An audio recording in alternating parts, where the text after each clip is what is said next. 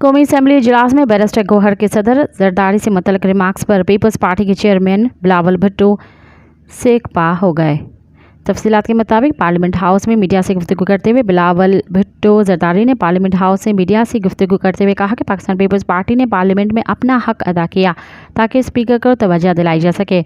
Parliament में बातें हुई, हमारा हक था उनको जवाब देना, हमारा हक था। उन्होंने मजीद कहा कि अयाज सादिक दूसरी बार स्पीकर बने वो गैर जानिबदारी से पार्लियामेंट की कार्रवाई चलाते हैं।